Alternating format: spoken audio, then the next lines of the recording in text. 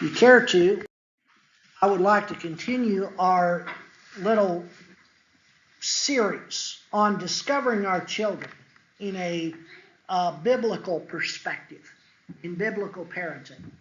Children are the future, and they're with us today, and they are the most valuable possession. You know, the Bible says that we brought nothing into this world, and it is certain that we can carry nothing out of this world. And the most valuable thing that we will leave behind is our children. The most valuable thing that we possess, I dare say, is our children. And so what I want to do is I want to look for characteristics in our children. We have been studying, we've used for the base of this passage, Proverbs 30 and verse 22. So let's go back there before we begin to Proverbs chapter 30 and verse 22. And in this passage, Solomon says, and again, this is a proverb, so it is a generality, but Solomon says, I'm sorry, that's the wrong one. I gave you the wrong passage. I'll get there. Anyway, we have been studying the passage that says, train up a child in the way he should go. When he is old, he will not depart from it. I'll find it here later on. I've got it, but I want to think about that. As parents, we shape and mold our children. So today I want to look for characteristics in our children. And I would like for us to turn to the book of Psalms, Psalm 139 and in verse 13. In the psalm here, the psalmist is giving us an idea about children as God views children. Psalm 139 and in verse 13, the psalmist says, "For you formed my inward parts. You knit me together in my mother's womb. I praise you, for I am fearfully and wonderfully made. Wonderful are your works. My soul knows it very well. My frame was not hid from you when I was being made in secret, intricately woven in the depths of the earth. Your eyes saw my unformed substance. In your book were written, every one of them, the days that were formed for me, when as yet there was none of them." What I want us to understand is that every single child is unique. Every single child has different characteristics. Now, someone has said, multiple people have said, you know, your children all look alike. Well, my children certainly carry certain characteristics, but I dare say that not any two of them look exactly alike. Hair color is different for some. Some of my children have different eye color. Their voices are different. Some of them, their body shape. I've got a few that are very thin and very frail. Abigail falls into that category. She's always been a very small child, petite child. Then I've got others like Peter and Silas who are just bulky children. And much tougher build. Just my two older boys alone, you can see a vast difference, not only in personalities, but in physical builds, and even in their interests, their moods, their abilities. All of those things are different. God intertwines all of these with intricate threads in a unique pattern to create every child as a masterpiece. We call this intricate thread a DNA. Now, the psalmist, when he wrote Psalm 139, had no idea that later, centuries later, we would be talking about this as DNA. But that's exactly what the psalmist is describing in Psalm 139, are characteristics that we know of as genetic or DNA. These characteristics will become more visible as each and every child develops. As they grow older and develop into their own individual person, those characteristics become more visible. Attributes. and flaws. God himself forms each person at conception in the womb. From conception until, actually, I believe, really up until adulthood, God continues to form our children and make them who they are.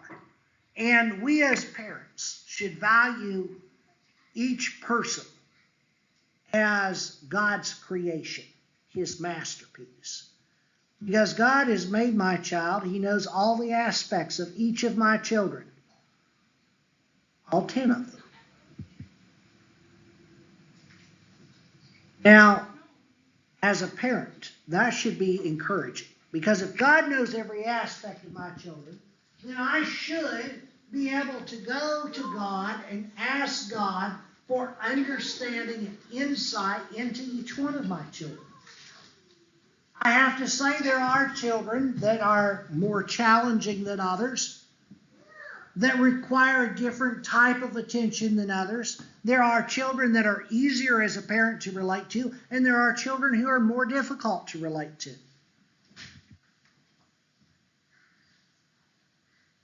But all of my children, each one of them is fearfully and wonderfully made by God. And I can take delight in each of my children as a wonderful treasure from God. Each one of them is special and unique. I want to look at here at Psalm 139. If we look at just verses 1 through 6 while we're here. We didn't begin here. But let's look at verses 1 through 6 and see how much God knows each one of us as individuals. Oh Lord, you have searched me and you know me. You know when I sit down and when I rise up. You discern my thoughts from afar. You search out my path and my lying down, and are acquainted with all my ways. Even before before a word is on my tongue, behold, Lord, you know it all together. You hem me in behind and before, and lay your hand upon me. Such knowledge is too wonderful for me. It is high, I cannot attain it. The psalmist here. God knows him.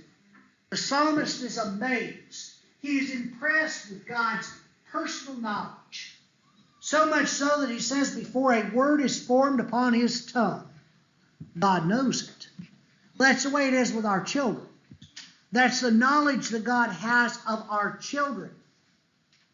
If we continue reading in verse 7, the psalmist is now amazed that God is with him.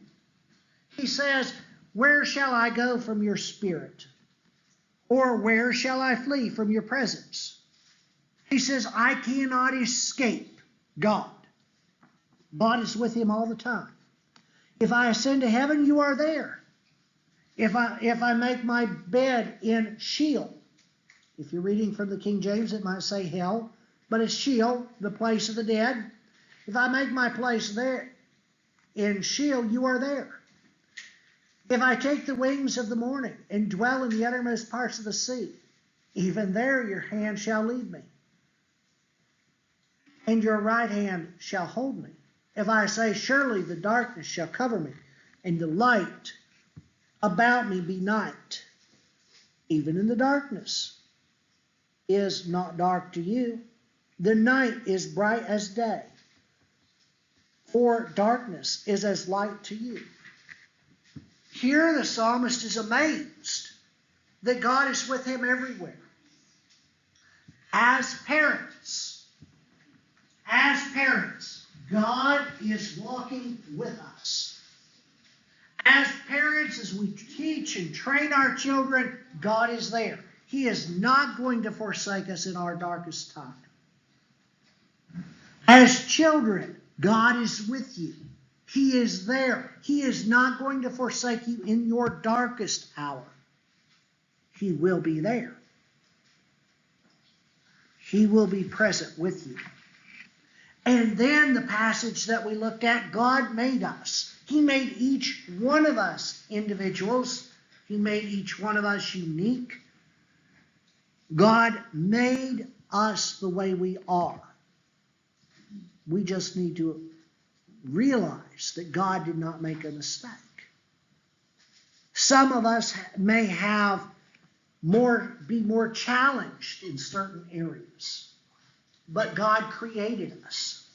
Now, if we drop down, instead of reading what we've already previously read, if we drop down to verse 19, I want you to notice here in verse 19 that God searches us. Oh, that you would say, slay the wicked, O God. O men of blood, depart from me.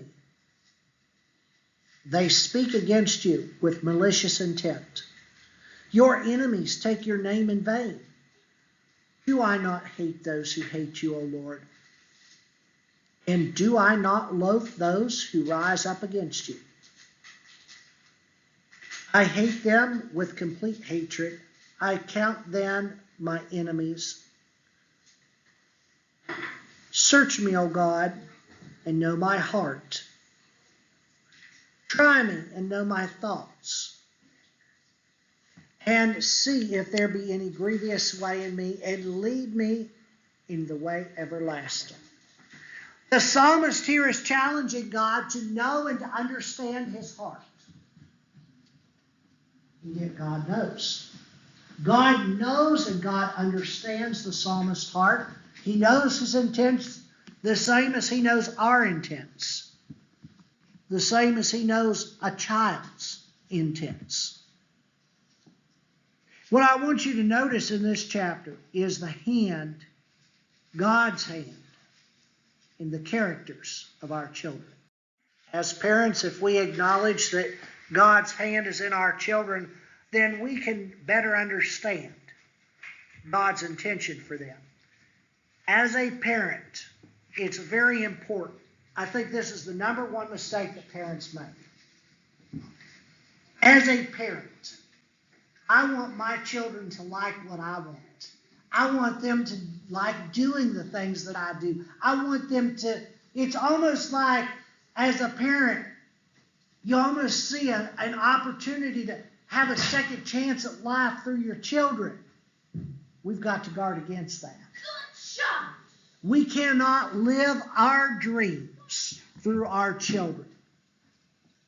We should not change God's design in our children to try to live our dreams through their lives.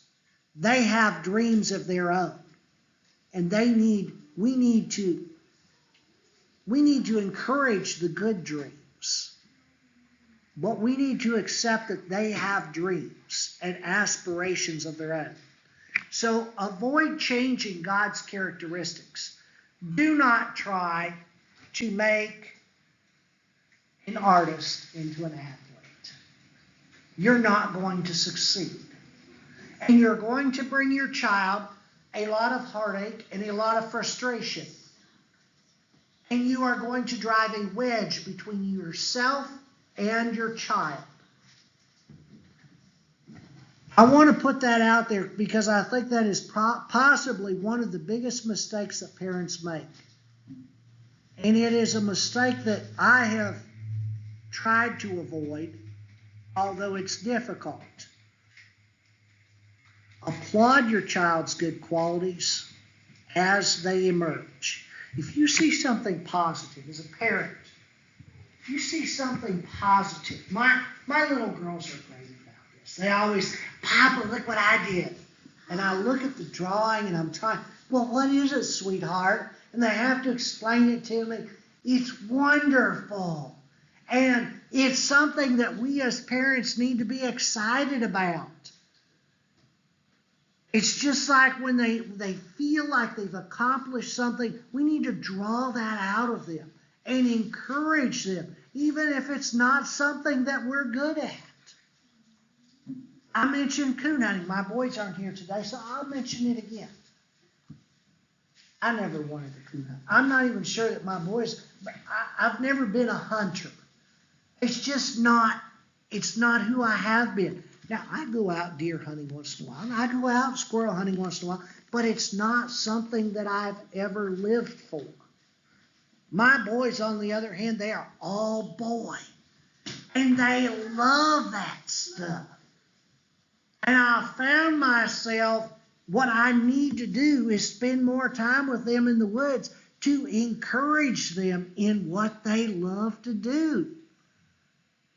I'll tell you what, as a parent, if you're not into that, that can be a little challenging sometimes. But it's a quality that I don't want them to give up on something they love.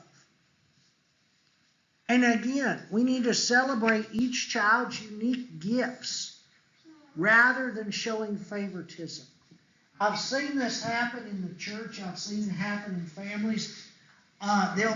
You'll have a parent will sometimes have a favorite child. That is never good. Not for the child that is your favorite. Amy, would you happen to be a favorite child? I thought so. Okay. It's never good. It's not good for the favorite child, and it's not good for the unfavorite children either. But it's something we need to celebrate our children and show and love them, but we need to try. And as a parent of 10 children, it's very difficult sometimes to show that equally to all of our children. And sometimes I don't think I do a very good job of that. And I want to talk to you about what I would consider genetic challenges. Every person, we take on a certain characteristic of our parents. This passage right here in the book of Psalms. And we're going to look at some other passages that I think demonstrate that each child, while they are individuals, they carry some of our genetics with them and some of our personalities. Consequently, some of our children are probably going to face some of the same challenges that we face. Okay? Something that is historical in my personal family is alcohol abuse, tobacco abuse. I'm at least 4th generation drunk. Okay? And it's something that I have never taken a drink. I've never had a beer. I don't like the smell of beer. But I'll tell you what, I have always viewed myself, because of my family history, I've always viewed myself as having an addictive nature, and I believe that it's true. It's something that every generation, for like I say, at least 4 generations of my family has struggled with. Some people don't struggle with it because they don't have the genetics to be addicted, okay? But there are other things that come into play. Have you ever noticed you see your children and they're growing up and they're so sweet, and then suddenly you see your worst personality characteristics coming out in them, and you're like, whoa, that was a flashback of me that I do not want to see. Some of those things are genetic, and some of those things take spatial challenges to help get them over those things. Our job as parents, discovering how our children are made. Cooperate and encourage the good characteristics, but our greatest challenge might actually lie in helping our children overcome their weak points. And Satan is going to know where those weak points are, and he's going to play on those weak points. Okay? I used alcohol as an example. I don't necessarily struggle with alcohol, but I'll tell you what, the greatest smell in the world is Prince Albert pipe tobacco. I love that smell. Now, there's cheap tobacco. I don't go for cheap tobacco. Now, I don't smoke, but generations of my family have smoked. And I still remember my great-grandparents and my great-uncles smoking Prince Albert pipe tobacco. That smell. One of the challenges that we may have is to help our children deal with some of these things. And I'm not saying it's all genetic. But I believe that certain family histories would indicate that there are genetic things, genetic challenges that we have to overcome. I want to go to Proverbs chapter 22 for a moment. Look at what Solomon says here in Proverbs chapter 22 and verse 15. Solomon says folly is bound up in the heart of the child. Okay, folly. Stupidity. Let me rephrase that. Stupidity is bound up in the heart of a child. Because believe me, all of us have a certain amount of that stupidity that we're born with. And we're going to make stupid, dumb mistakes. Okay? So, every once in a while, one of my children will do something that is. And they'll come in, Papa, I got hurt. Mama, I got hurt. And Kate, being the sympathetic mother that she is, she would look at them and say, well, that was stupid. And, you know, and then we talk about, okay, what did you learn from this? Did you learn not to run out in front of somebody who's riding a bicycle? Did you learn that you should not be walking the rafters of the greenhouse? Folly, foolishness is bound up in the heart of the child. Solomon says the rod of discipline drives it far from him. We can't argue with that. You can talk to me about what a rod is all day long. And I don't care what your definition of a rod is. The rod of discipline. Certain children require different amounts of discipline. Dylan's over there. I think he's had the rod of discipline before. No. So, but the rod of discipline drives these things out. Any living creature, and human beings are living creatures, we respond to what? Two things. Pleasure and pain. Right? This is one of the reasons that I believe in spanking children. Because we tend to respond to pain. Now, I'm not promoting child abuse. We don't want to go there. But we do respond to pain. Look here, while we're in Proverbs, look at chapter 23 and verse 7. For he is one who is inwardly calculating. Eat and drink, he says, but his heart is not with you. You will vomit up the morsels that you have eaten and waste your pleasant words. Sometimes our children, we underestimate their minds. They're like little computers. It's always going. They're always calculating. They're always trying to figure out.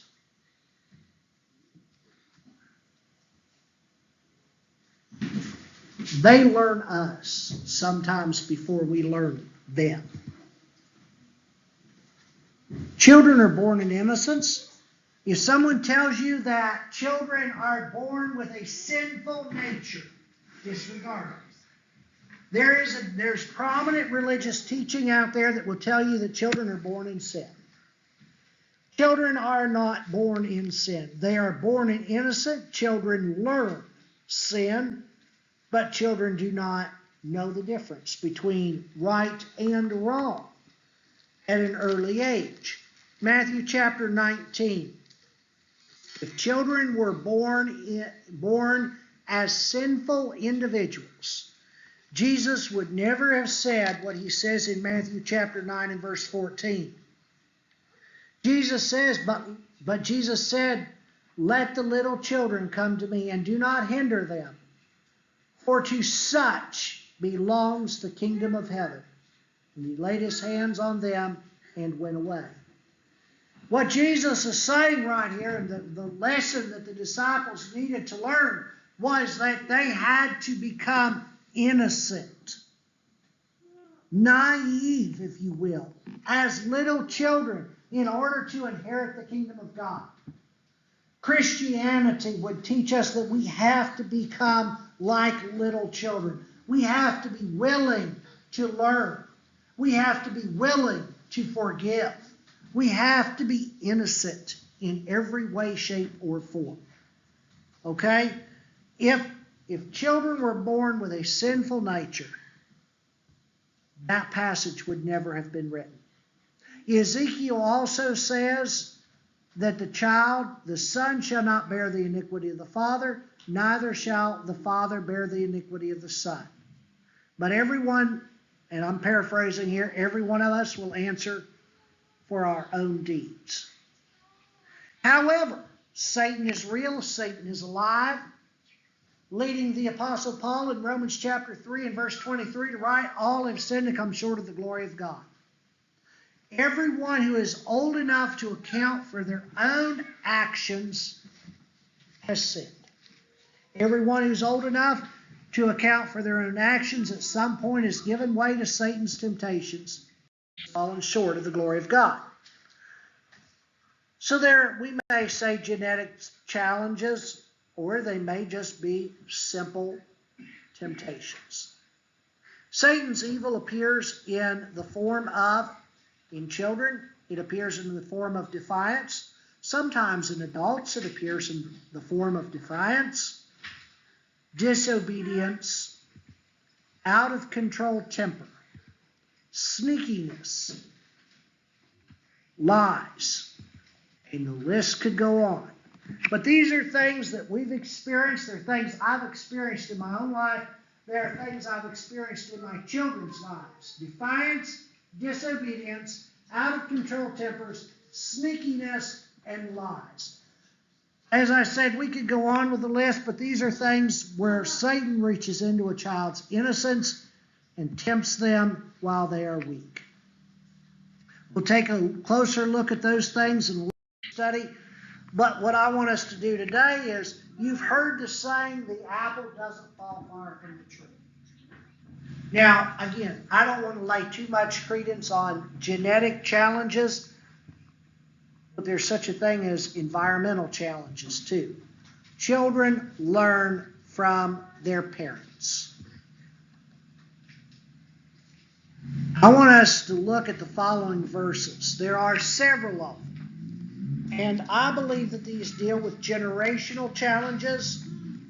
I've talked to people who have adopted children, and they've had different challenges with children that they've adopted versus children of their own.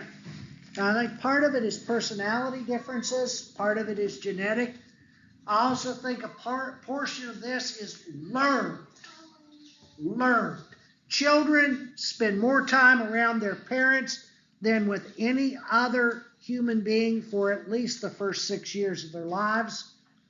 And during those first 6 years of life, they learn from us.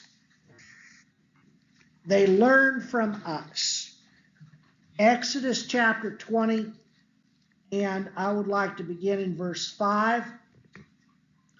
Where Moses records for us, he says, "You shall not bow down to them or serve them, for I am the Lord your God, am a jealous God, visiting iniquity of the fathers on the children to the third and fourth generation of those who hate me." Now, what I want us to see is if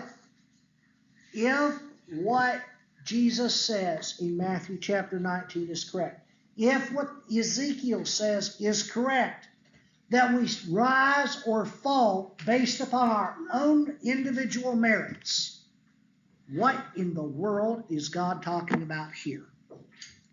I believe God is talking about learned characteristic flaws. We can look at, we'll look at Exodus chapter 34. I've got several passages. I don't want to dwell on them for time's sake. But Exodus, chapter 34, verse 6. The Lord passed before him and proclaimed, the Lord, a merciful and gracious, slow to anger, and abounding in steadfast love and faithfulness, keeping steadfast love for thousands, forgiving iniquities and transgressions and sin, but who will by no means clear the guilty, visiting the iniquity of the fathers on the children and the children's children to the third and fourth generation. For time's sake, you can write down and look up Numbers chapter 14, verse 18. Deuteronomy is basically a repeat of Exodus 20, verse 5. Deuteronomy 5, 8, and 9. You can write those down. Go back there and read those. They're important, but basically they all carry the same philosophy. To the third and fourth generation. What I want to do is I want to call this learned sin, or we could call it learned behavior.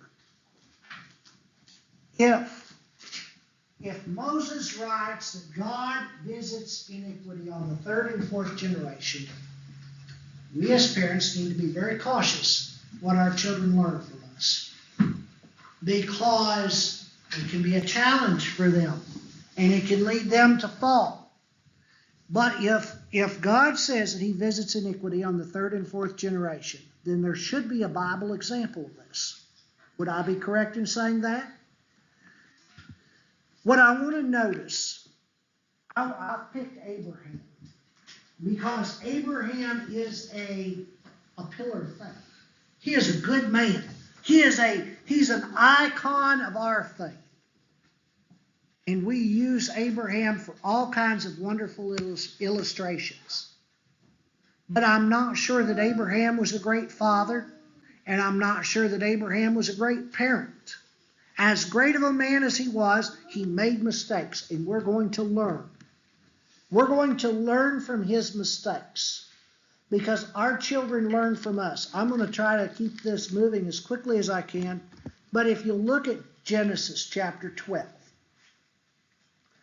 I want you to notice an event that happens in Abraham's life in Genesis chapter 12 and in verse 10. Genesis chapter 12, verse 10. Now there was a famine in the land, so Abraham went down to Egypt to sojourn there, for the famine was severe in the land.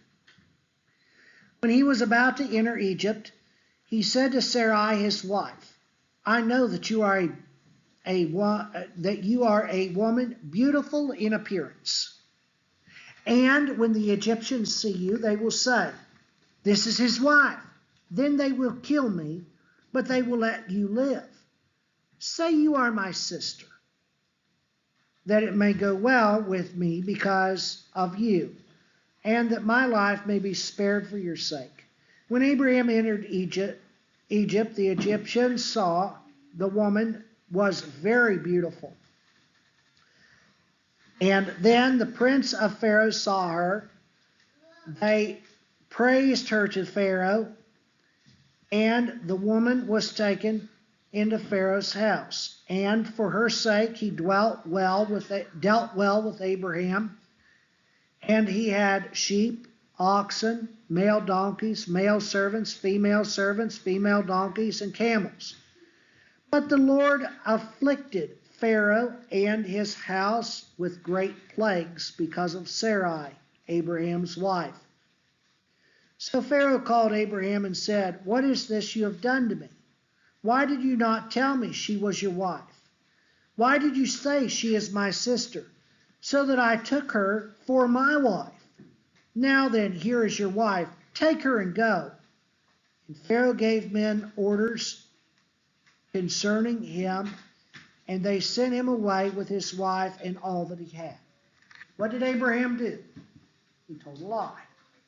We're going to see, I think, and try to demonstrate that this is a character flaw in Abraham.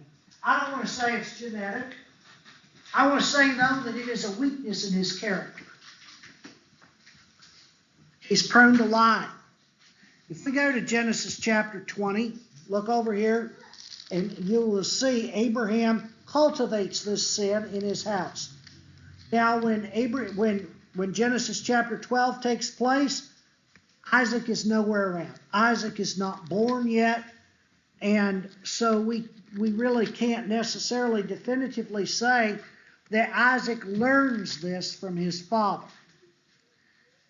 But years later, I want to show you that this is something that is not a once and done deal for Abraham. God has chastised him by the mouth of Pharaoh.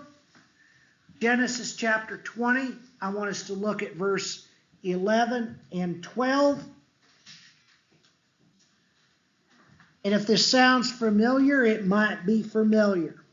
Abraham said, well, actually, we could back up a little bit farther here in chapter 20. But what happens is basically the same thing over again. Abimelech, king of Gerar, is the one instead of Pharaoh in this instance. I want to begin in verse 1. I was going to cut some of this out, but let's begin Genesis 20 and verse 1. From there, Abraham journeyed towards the territory of Negad and lived between Kadesh and Shur. He sojourned in Gerar, and Abraham said to Sarah, his wife, Abraham said of Sarah, his wife, she is my sister. And Abimelech, king of Gerar, sent and took Sarah. But God came to Abimelech in a dream by night and said to him, behold, you are a dead man. Because of the woman whom you have taken, she is a man's wife. Now Abimelech had not approached her. So he said, Lord, will you kill an innocent people? Did he not himself say to me, she is my sister? And he said, and she herself said, he is my brother. In the integrity of my heart, in the innocence of my hand, I have done this. Then the Lord said to him in the dream, yes, I know that you have done this in the integrity of your heart, and it was I who kept you from sinning against me. Therefore I did not let you touch her. Now then, return the man's wife, for he is a prophet, so that he will pray for you, and you shall live. But if you do not return her, know that you shall surely die, and all who are yours. So Abimelech rose early in the morning and called all his servants to them all these things. And the men were very much afraid. Then Abimelech called Abraham and said to him, what have you done to us? And how have I sinned against you, that you have brought on me and my kingdom a great sin? You have done to me things that ought not to be done.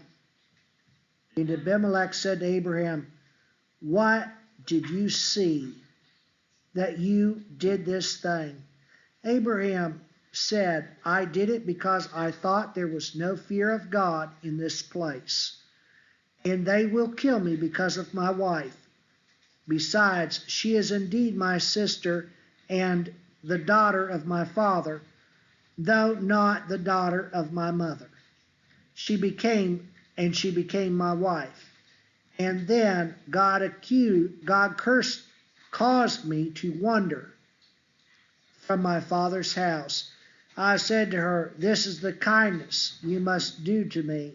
At every place to which we come, say he is my brother.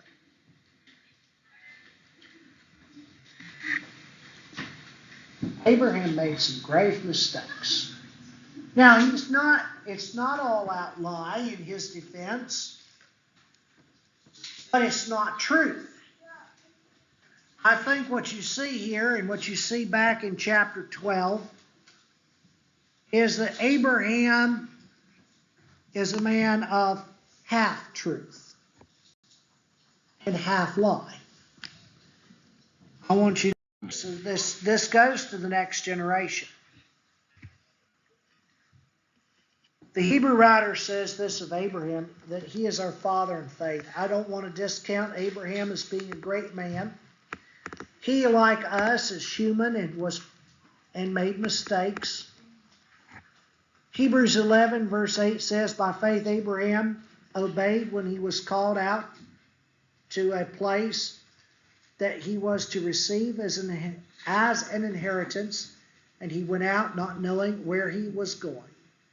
By faith he went to live in the land of promise, as in a foreign land, living in tents with Isaac and Jacob, heirs with him of the same promise. For he was looking forward to the city that has foundations, whose designer and builder is God. By faith Sarah herself received power to conceive, even when she was past age, since she considered him faithful who had promised. Therefore, from one man, and him as good as dead, were born descendants, as many as the stars of heaven, and as many as the immeasurable grains of sand by the seashore. Abraham, though a father in faith, his faith was in obedience to God, but yet it wavered. Sarah, her faith was in obedience to God, and yet her faith wavered. Faith was fulfilled in Christ. Now, Isaac is the next generation. And again, I know we're running short of time. Isaac in Genesis chapter 26. I want us to go back here and see what Isaac did. I believe that Abraham set the precedent for his family. And Isaac learned from this precedent that was set in his family. Genesis 26 verse 1, now there was a famine in the land. Sound familiar? Besides the former famine that was in the days of Abraham. And Isaac went to Gerar, to Abimelech, king of the Philistines. Now this is thought to be a grandson of the Abimelech that Abraham and Sarah dealt with. And the Lord appeared to him and said, do not go down to Egypt. Do not go down to Egypt. Dwell in the land which I shall tell you. Sojourn in the land, and I will be with you, and will bless you. For you and your offspring I will give all these lands, and I will establish the oath I swore to Abraham your father. Okay, just pause right there for a moment. God is telling him where to go. God is telling him that he is going to preserve him. I want you to see what happens is that in this generation, things just go the extra mile. Abraham told a half-truth. Isaac, dropped down to verse 7, actually verse 6. Isaac is going to tell a full-blown lie. So Isaac settled in Gerar. Then the men of the place asked him about his wife. He says, she is my sister. Can't we think of a new line? Can't we think of something different to say? For he feared to say, she is my wife, thinking lest the men of the place should kill him or kill me because of Rebekah, because she was an attractive in appearance. Moral of the story, marry an ugly woman. Okay, bad joke. But still, what we've got here is we've got a problem. This is a learned behavior from his father Abraham. I'm convinced of that. When he had been there a long time, Abimelech, king of the Philistines, looked out a window and saw Isaac. Now, your King James Version, I like the way it reads. It says sparking with Rebekah. Sporting, I think it is. Sporting, I'm sorry. Now, my Bible says Isaac laughing with Rebekah. Now, that's a pitiful translation. Okay? That's a pitiful translation because I can laugh with anybody, and that does not mean I'm married with them. Rebekah, his wife. So Abimelech called Isaac and said, Behold, she is your wife. How then could you say she is my sister?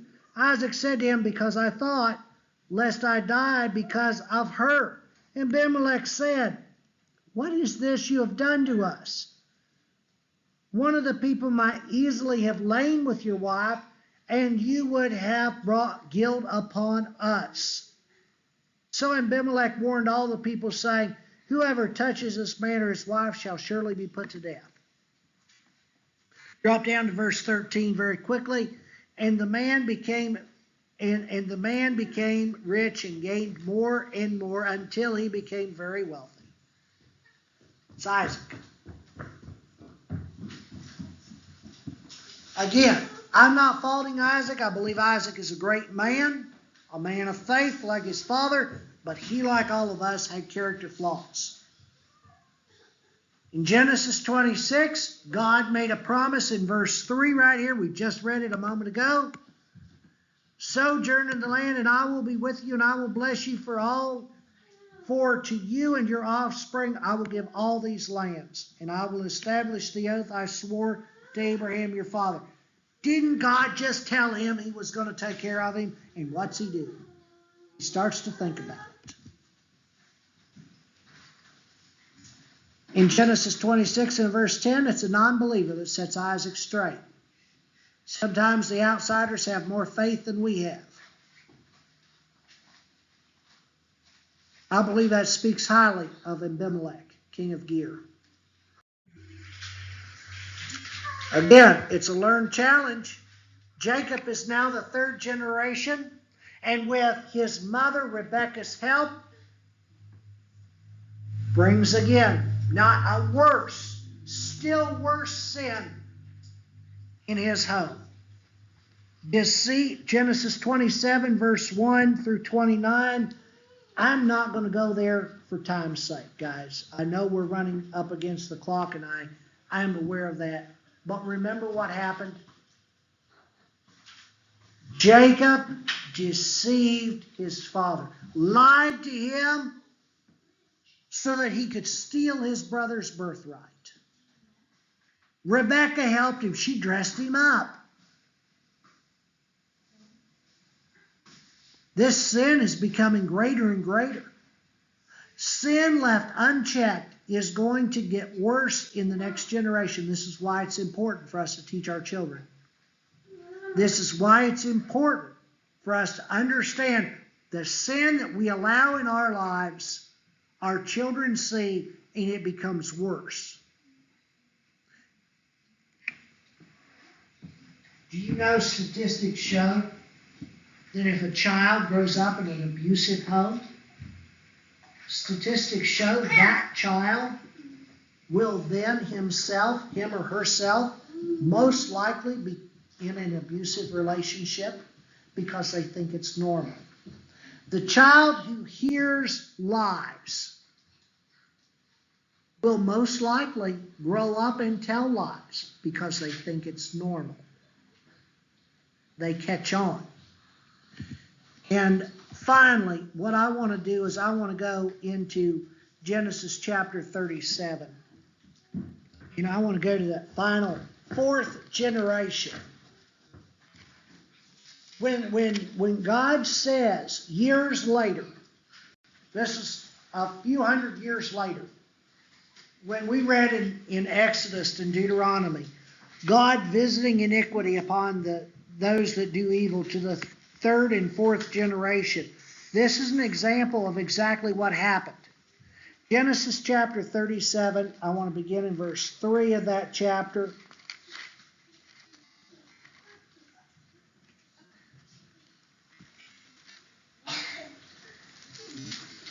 Genesis chapter 37. And in verse 3. Now Israel loved Joseph. Israel is Jacob. He loved Joseph more than any other of his sons, because he was a son of his old age, and he made him a robe of many colors. There's problem number one. But when his brothers saw that their father loved him more than all his brothers, they hated him, but could not speak peacefully to him. So there's something that I noted is a challenge, is favoritism. And I want to drop down in that same chapter to verse 31. Almost to the end of the chapter here. Then they took Joseph's robe. This is his brothers. They've sold him into slavery. They took his coat. It says then they took Joseph's robe and slaughtered a goat and dipped the robe in the blood. And they sent the robe of many colors and brought it to their father and said, "This we have found. Please identify whether it is your son's robe." And he identified it and said, "It is my son's robe. A fierce animal has devoured him. Joseph is without doubt torn to pieces." Then Jacob tore his garments and put sackcloth on his loins and mourned for his son many days. And all his sons and daughters rose up to comfort him, but he refused to be comforted. "No, I shall go down to Sheol to my son mourning." Thus his father wept. Meanwhile, the Midianites had sold him in Egypt to Potiphar, an officer of Pharaoh, the captain of the guard. You see what happens? We go from a half-truth, "She is my sister," to a full lie, "She is my sister," to a bigger lie and deception, "This is your son Esau," to the point where we're willing almost to commit murder and tell a lie that Joseph was destroyed. However, what we see, if I were to stop there, you would get the point on parenting. But what we see is Joseph, a man of God, is willing to take a stance for the truth in Genesis chapter 45, even though it may cost him dearly.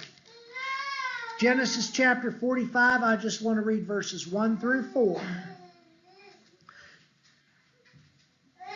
Then Joseph could not control himself before those who stood by him, and he cried, "Make everyone go out from me." So no one stayed with him when Joseph made himself known to his brothers. He was going to lie. He had it in his mind to deceive them yet again, and Joseph did not.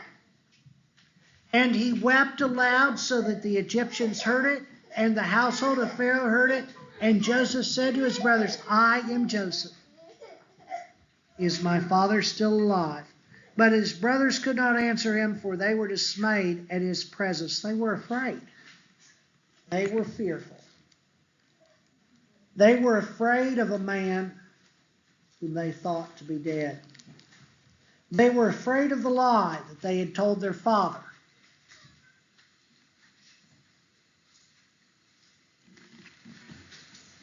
Jesus in John chapter 8 says this, "Know the truth, and the truth will make you free."